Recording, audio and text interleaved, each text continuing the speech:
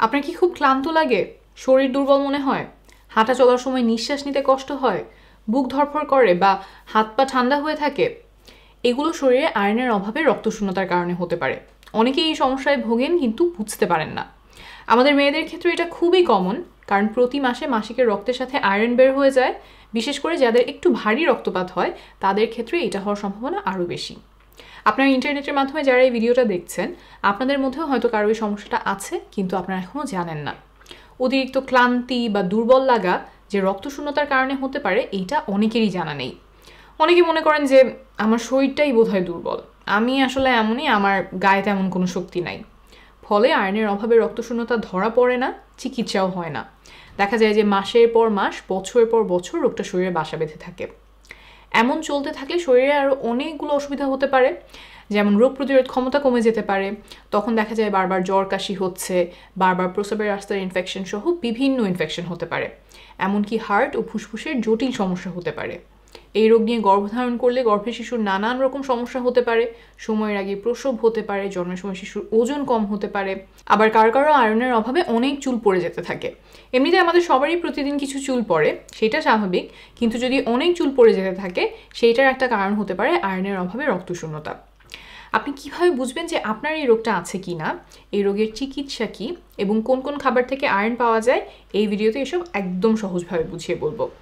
প্রথমে এই রোগের লক্ষণগুলো বলছি। ক্লান্তি, শরীরে শক্তি কম পাওয়া বা দুর্বল লাগা, বুক ধড়ফড় করা, হাঁটা চলার সময় শ্বাসকষ্ট হওয়া, চোখ মুখ দেখতে একটু ফ্যাকাশে লাগা, মাথা ব্যথা, কোনো কাজে মনোযোগ দিতে সমস্যা হওয়া বা চিন্তাভাবনা করতে সমস্যা হওয়া, এই লক্ষণগুলো খুবই কমন।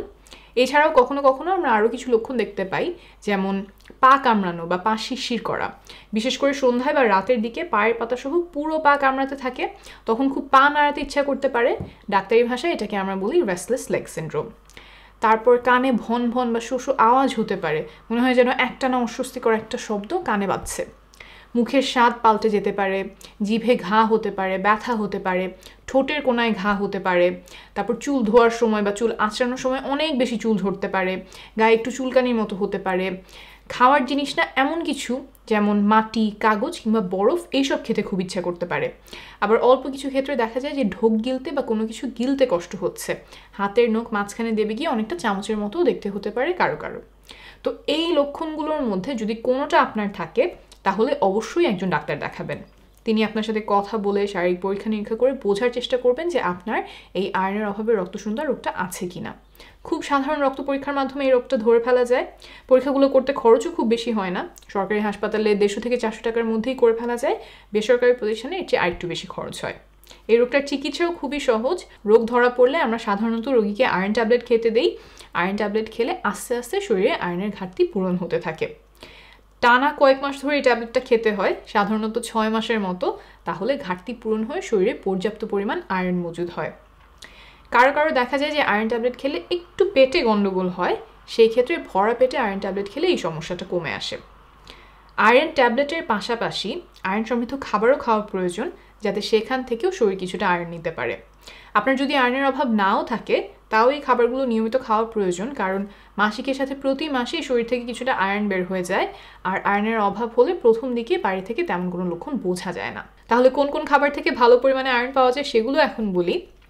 কলিজা, বিশেষ করে গরুর কলিজা আয়রনের খুব ভালো উৎস, তবে গর্ভকালীন সময়ে কলিজাটা খাবেন না।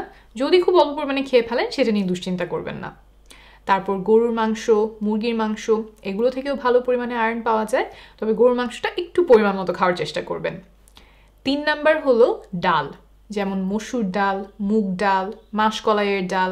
একটু ঘন করে ডাল খাবেন, তাতে বেশি পরিমাণে ডাল খাওয়া হবে আর সেখান থেকে শরীরে আয়রন পেয়ে যাবে। 4 নাম্বার হলো ডিম, সহজলভ্য একটা খাবার এবং আয়রনের ভালো উৎস।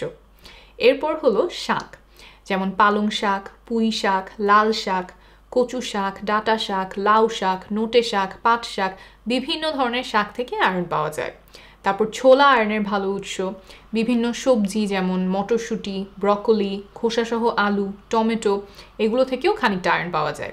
আর শেষ খাবারটা যেটা বলবো সেটা হলো কাজু বাদাম, পেস্তা বাদাম, কিশমিশ। এগুলোতেও আয়রন আছে, দিনে 1 মুঠের মতো খেতে পারেন।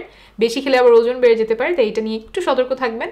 আর কিশমিশ অন্য খাবারের সাথে খাবেন, না হলে দাঁত ক্ষয় হয়ে যাওয়ার সম্ভাবনা বাড়ে। এই ভিডিওতে অনেকগুলো তথ্য দিলাম, সব হয়তো আপনার মনে থাকবে না, ইন্টারনেটে সহায় হেলথ লিখে সার্চ দিলে এবং গ্রামীণফোনের ইউটিউব চ্যানেলে গেলে এই বিষয়সহ অন্যান্য অনেক বিষয় নির্ভরযোগ্য তথ্য পেয়ে যাবেন। আপনার জন্য অনেক শুভকামনা থাকলো।